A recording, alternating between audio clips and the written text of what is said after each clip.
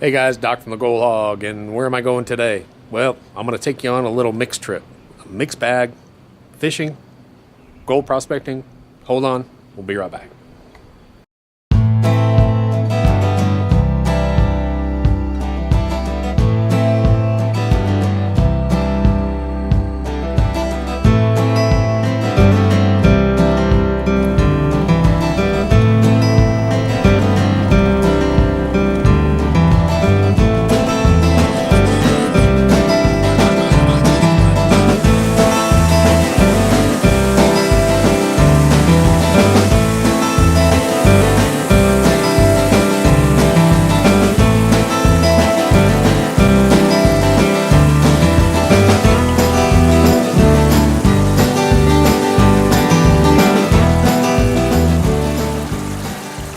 Hey guys, so what I wanted to do with this video is I wanted to kind of do a combination and sort of blend in the fact that I've always said fishing and hunting and prospecting really are a lot alike.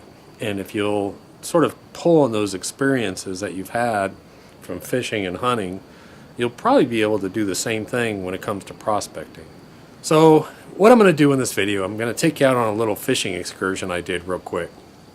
And if you want to jump past that, that's fine. Jump past the fishing part of it. But I figured I'd go ahead and show you the fishing part. I took a day and went fishing. But I sort of applied the same rules that I use as prospecting.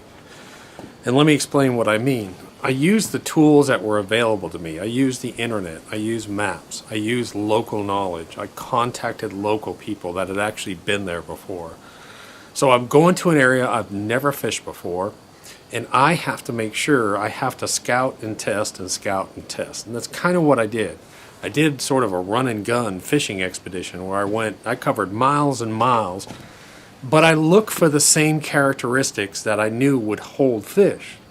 So I'm going up after these. A lot of this is wild mountain trout. And the water's medium right now, so they're holding in these little deep pools is what I found out eventually.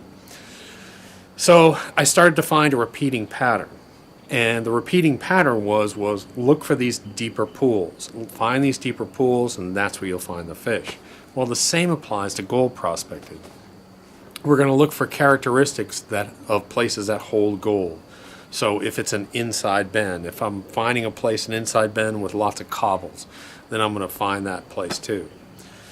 So anyways, I just think that there's a really good lesson to learn here. There are different resources that you can use at your disposal, not only for fishing, but for hunting as well. As an example, I contacted a couple guys I knew up here that had actually been fishing there and said, hey, tell me where some fish are. They gave me some locations. I went online, I used maps. You go to the forums. I actually checked one of the local forums about fishing up here, and people were talking about what they were using. The same thing holds true for gold prospecting. You know, you can go on the forums, you can go online, there's maps available, there's local knowledge. Hook up with a local person. It's the easiest way to actually learn the area. And the next thing, of course, is you got to make sure that there's gold in the creek. If there's not any fish in the creek, or if there's not any gold in the creek, then is it really worth going there? So that's really what we wanted to do. We're going to go out today, we're going to do some testing, and we're going to be running the stream sluice a little bit. We're going to be using the hog pan a little bit, but those are the tools that we use for our scouting and testing when we're out prospecting. Before we're going to launch a dredge and work for a whole time, we're going to go out and we're going to test these areas. It's the same thing with fishing. Before I go out and spend a whole day fishing this one area, I'm going to jump and test, jump and test, jump and test. We did the same thing with our prospecting. We jump and test, jump and test, jump and test.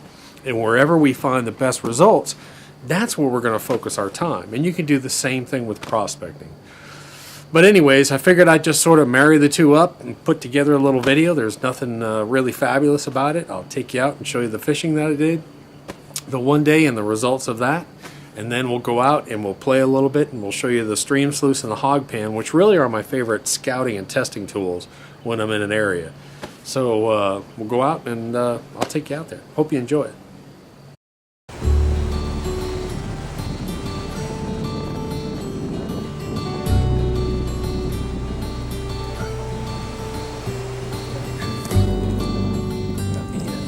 Nice little native.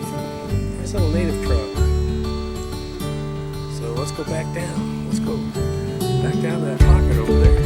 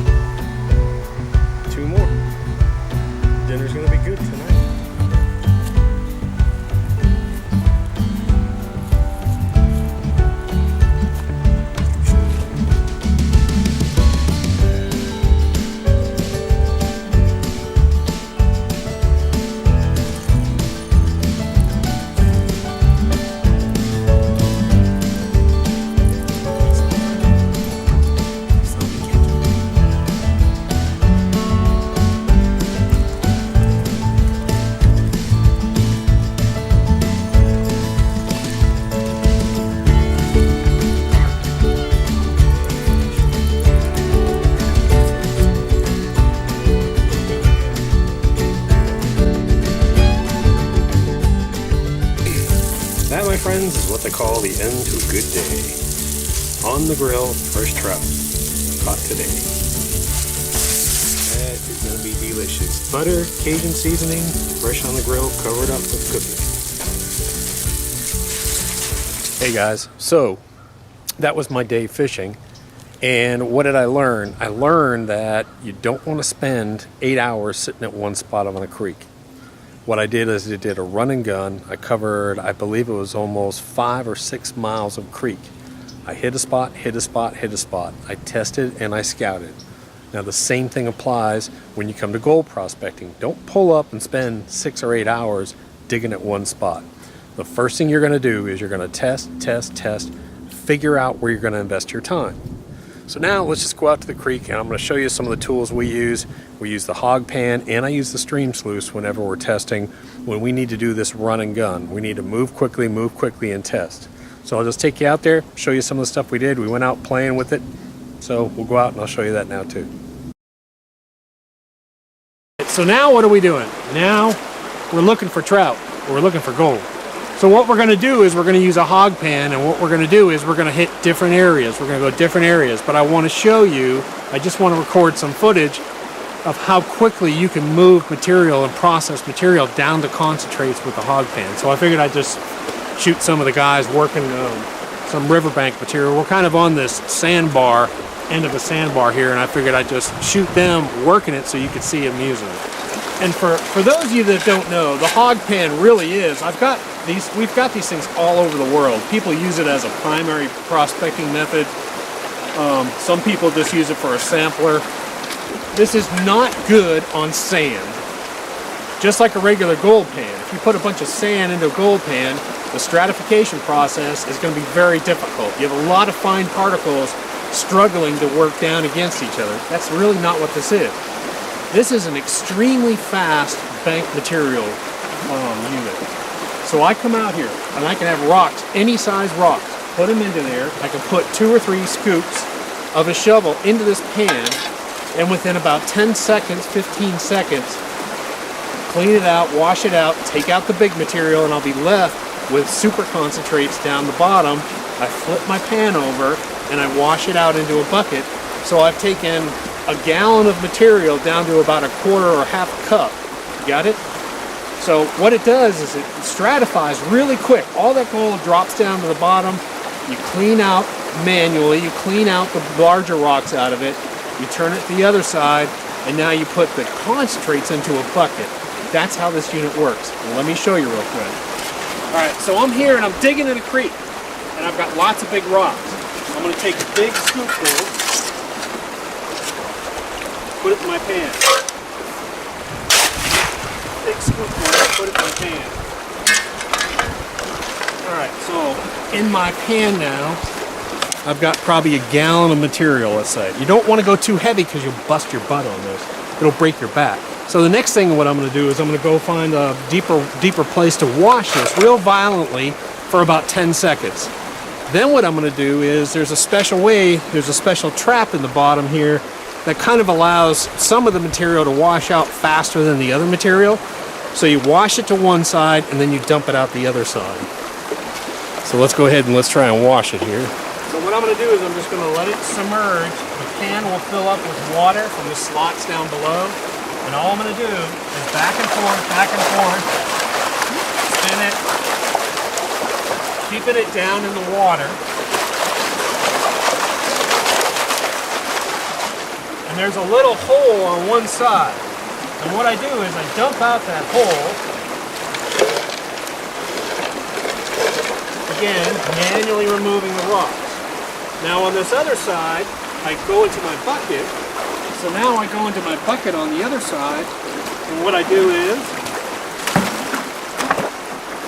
I just rinse it into my bucket. So I can show you. Now I'm just going to rinse it into my bucket. Just like that.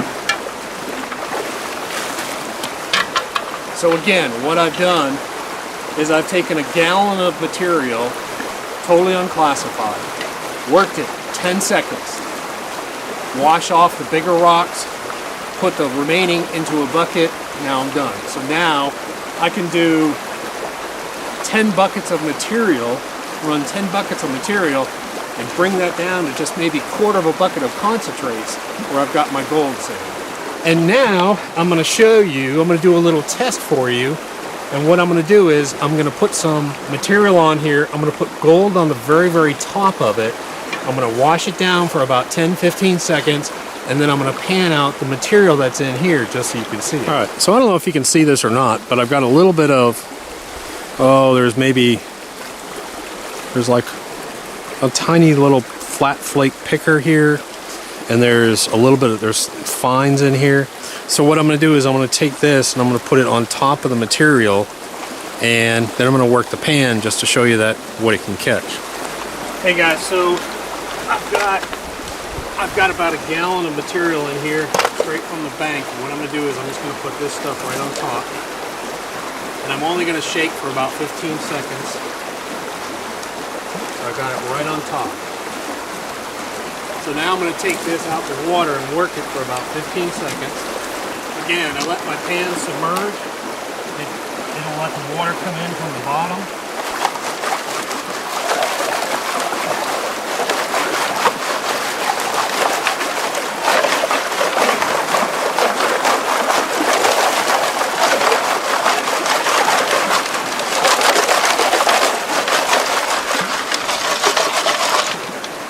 Again, I dump out my hole.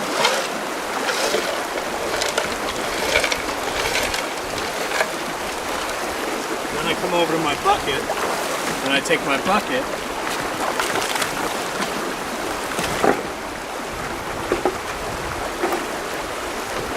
and the side without the hole I rinse into.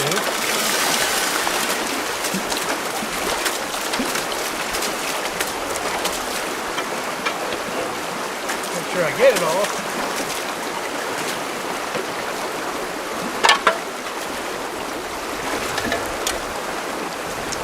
So I'm going to put it in the pan. And now I'm going to pan it out and see what happens.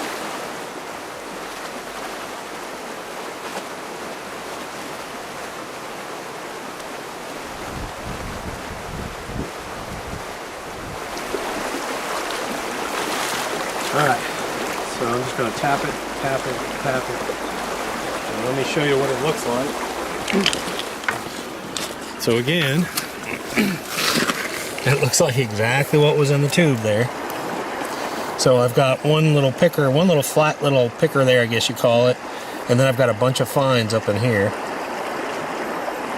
Again, there's easy 100 mesh gold up in here.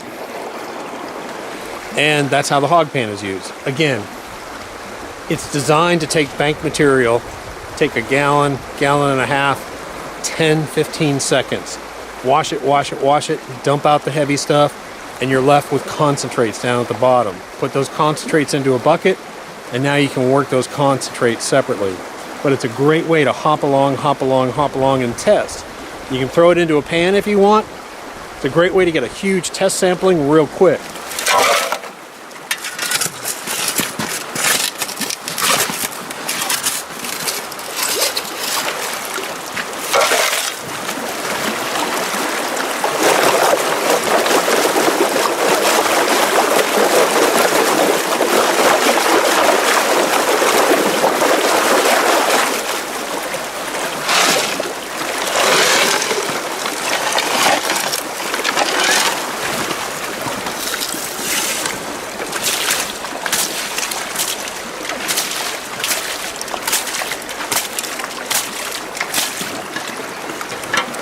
Is I want to show you how to make this a lot easier to use on your back.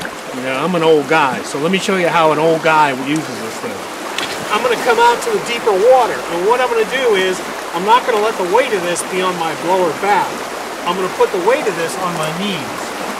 So I'm holding this with my knees, and you don't want to hold it up out of the water. Let the water, it'll be kind of buoyant, so you just let the water sort of work it. So I've got my arms on my knees here, and I'm just going to work it like this.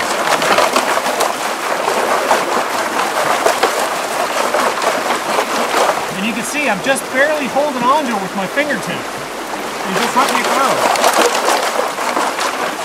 Now again, the side with the hole is the dump side. Just basically let it hang down. Just let it hang down.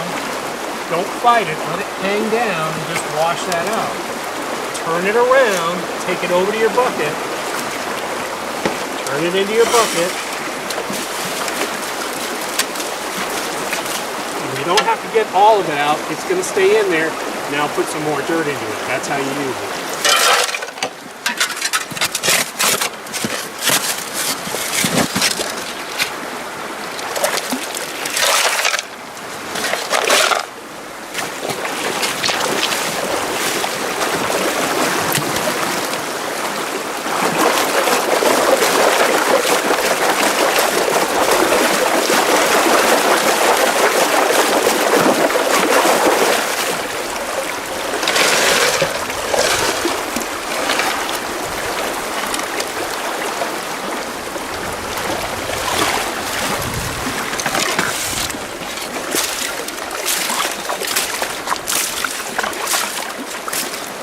All right, so here's a question for you. If we were running a 2-inch dredge out here, it would take a while to make a hole that big, correct? And we've done it, what, in 5 minutes? So basically, yeah. So what we've done is we've opened up a big hole here, a big test hole here, and we've done it in 5 minutes. And now I've got all my concentrated material inside this bucket that I can actually pan. So I've worked a big test hole here now, and I know for a fact what the results are going to be from that good test hole. Now I try and get this point across all the time when you're scouting is, just like when you're scouting for trout, you want to do a thorough test. So don't just go throw one time into that fishing hole, actually sit there and throw and throw and throw. One of the times I was out there, I had to cast about 10 times, and 10 or 15 times, and finally I got a hit by letting that thing flutter down in. The same thing here. I just don't want to go take one pan. I want to open up a good little test hole. I want to go a little bit deeper, and I want to test that material. I want to test that material down, and I want a real good test sample. So now, what is this gravel bar going to result? What are the yield results here? What should I expect? Well, I've got a big hole opened up here, and I know for a fact I'm going to have a real good test indicator because I've used my hog pan, I've moved a lot of material, probably 10 gallons of material, concentrated it down, and now I have a real good test sample. So again, it's just like scouting and testing, scouting and testing. We're out here, we're doing good tests. We're testing this material. Where should I set up my stream sluice? Where should I set up my high banker? Where should I set up my dredge? You got to go out there, you got to test. It's the same thing. Again, just like fishing. Where am I going to go?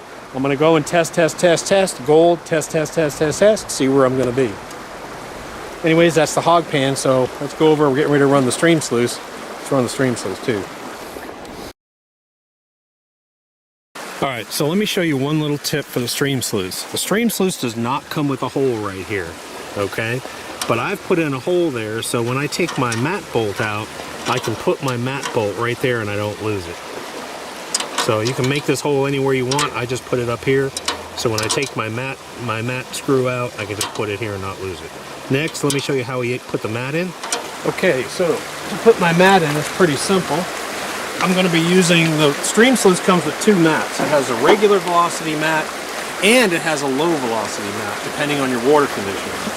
Today we're going to use the regular mat. So all I'm going to do is, I'm going to insert it at the top. And I'm going to go until I see the hole, and I'm going to stop my bolt out of my hole that I created, put it through, and then tighten this up. Alright, and I tighten that up. So now I've got this in here. So you notice the rest of my mat is still up. And what I'm going to do is I'm just going to push this mat as I go down, seat it down, seat it down, seat it down, seat it down. Now I'm ready to run. So that's it. It's pretty quick. All I do is just slide the mat in. That's why it's the nice thing about this is people say, how often should I clean out? You clean out whenever you want because it's so easy. You just take one bolt out, slide the mat out, rinse it, put it back in. It literally is a 5-minute cleanup. So why not do a cleanup every hour or so on a stream sluice? See if the place where you're running actually has gold or rainbows, as we're going to call it today. See if it actually is producing results for you. Alright, so one of the first things I'm going to do when I set up my stream sluice is, if I can find really fast water, I'm going to go to really fast water. The faster the water you have, the less classification that you're going to have to do. So I'm going to go out here. I've noticed, if you notice, I've got real soft, calm water over here. And as I come down to a spot where the river sort of narrows and it gets real rough in here. So I'm going to go to where that water is really fast and flat over in here, and that's where I'm going to set up my stream sluice real quick.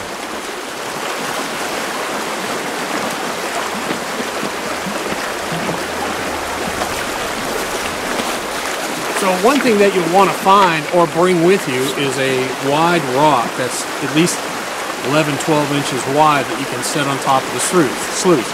You only need one of them, really. So I'm going to take one rock and set it on top of there. That'll hold my sluice in place because I'm going to be in fast water.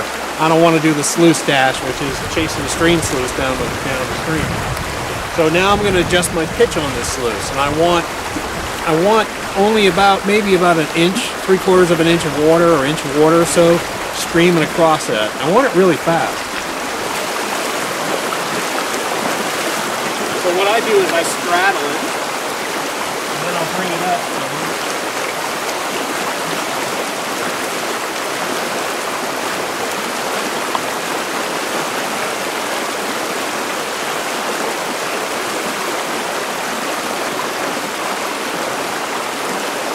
Now, when you're setting up a sluice, your sluice, the problem is that, don't forget, these currents are real wavy.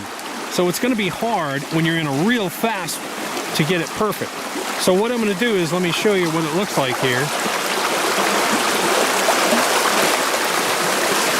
So I've got pretty fast water running here, and I may bring this back up just a little bit, but I want my water fairly much ripping through here as fast as I can.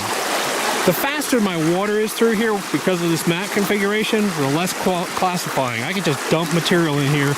I don't have to classify, and that's the beauty about this system. It comes with the legs, it comes with 2 sets of mats. You run the main mat if you got real strong water and you don't have to classify, and you're still catching hunter mesh gold. So what I'm going to do is I'm going to take unclassified material and I'm just going to dump it into my stream sluice. And because I'm running really fast water, I don't have to classify with the water.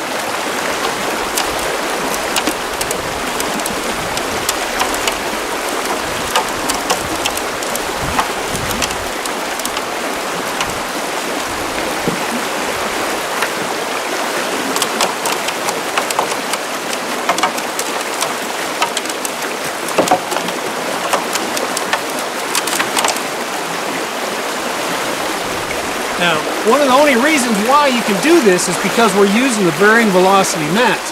We treat each part of the sluice differently.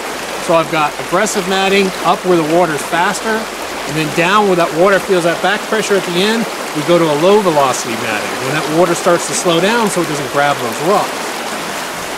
So I'm just going to shoot Trey while he dumps some material into here. And again, what he's going to do is he's going to dump it, just trickle it into the header box up here. And what you're going to notice is that all these rocks, even that was a big 2 or 3 inch rock, are just going to come through this sluice.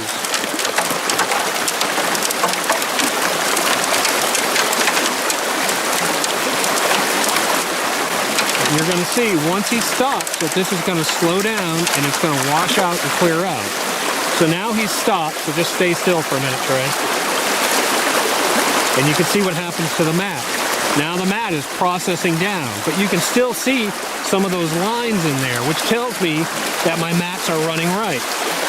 They're in there and you can see everything dancing around.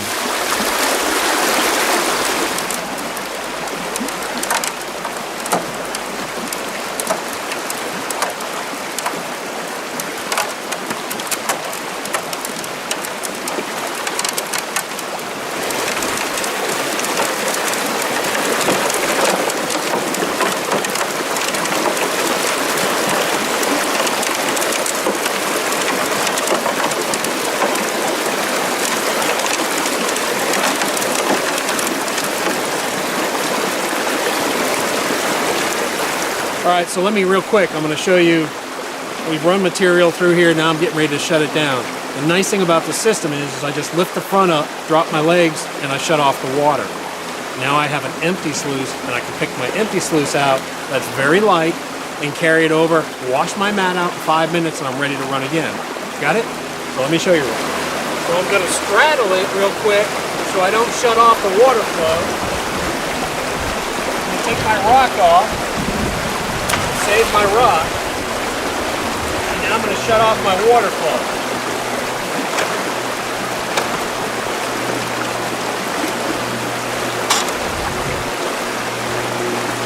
Now I have seen people clean it out in the stream, but I'm not going to risk it. I'm actually going to carry it out. So now I've got an empty sluice that I can carry out in the water that's real light, and now I can just wash out the mat. Alright, so there's the sluice. Again, I shut off the water, pull it, lift it up, shut off the water, and I have a completely dry sluice, and I can lift this out of the water and clean it real quick. But here's something I want to show you that's really cool. So you can see, look at that gold sitting right there. Can you block the sunlight, please? There we go. So you can see the gold sitting right there. I mean, that's like 100 mesh gold sitting in there. See some of the gold in here. There's gold up under in their UR mats, up under in there, there's gold. There's lead shot, you can see the lead shot here, and I can see in that first scrubber mat, I can see gold sitting in there. There's gold and lead shot in here. Look at that one.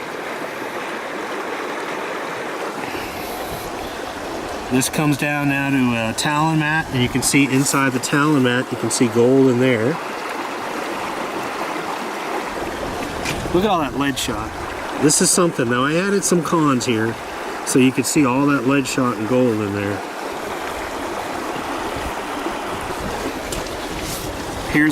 This is the river hog. Now the river hog is put in here for a reason. Look at that. Look at all that black sand in there. And I can see gold and black sand sitting in there.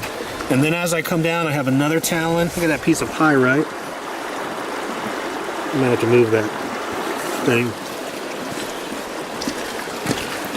Then I come down, this talon. Then I've got a bedrock right here. The bedrock is real smooth and soft. And so I'll start to see a lot of fine gold down here. And then I've got UR. And look at all the black sand. Look at all the black sand in that UR. That's pretty cool. So what I've done is I've exposed all this stuff to varying velocities and capture zones all the way down. Again, what's the definition of insanity? It's repeating the same thing over and over, expecting a different result. That's why we don't use the same mat all the way down. We're exposing this slurry depending on where it is in the sluice system. Up top, there's real aggressive, real strong, turbulent flow, so we're treating it different. As it gets down, we let it settle down and treat it with something else. This is a great example of that. So I'm going to wash it out, let you take a look at it. So how do I clean this out? It's real simple. All I do is I take one wing nut out of here, move it. Now all I'm going to do is I'm going to release one side of the mat, okay? When you release one side of the mat, the tension's gone and it slides right out. I'm going to release one side of the mat, and that mat will slide right out now. And now I can put it right in the bucket. I always put the upper portion in the bucket first because that's where most of the gold is. So I'm going to slide it into the bucket. And then I'm going to reverse roll it and wash the mat out. Roll it. Up and down. Up and down. Again, it's a 10-second cleanup. You just reverse roll the mat, wash it up and down. Now it's ready to go right back into the sluice. So now I put it right back into my sluice. Well, let me get this because there is going to be gold up under this lip here, so let me wash this out.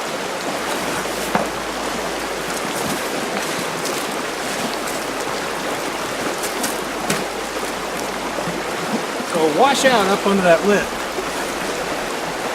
And now I'm ready to run again. I'm all set. And I go back out the creek and set it up again. We were just laughing. I said, well, I only came out here because I needed some split shot from my fishing.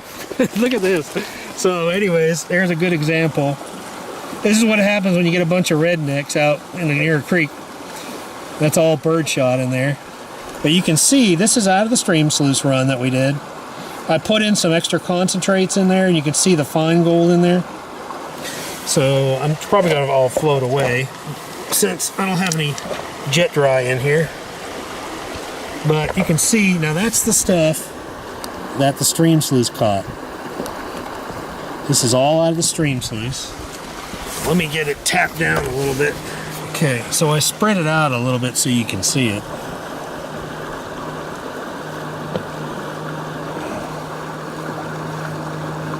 So again, we're ripping water through here and we're catching 100 mesh, 150, 200 mesh gold. Pretty cool. I just showed my guys this pan and I just asked them the same question. I'm gonna ask it again. Did you think running the water, ripping through there the way that it was, did you think there was gonna be that fine gold in there? Now how fast the water was running. Yeah, and that's the same thing that everyone says the same thing. Man, you're ripping deep water through there, you got big rocks, and you're catching fine gold in there. You'd be surprised. When you rip, because of this matting configuration, you'll be able to catch super fine stuff. But I just showed them this pan, they were like, man, I can't believe that that thing was catching that fine of gold. Pretty cool. Anyways, guys, I hope you enjoyed it. I just wanted to put together kind of a fun video mixing up fishing and gold prospecting. Hope you learned something from it. Anyways, Doc the GoldHog.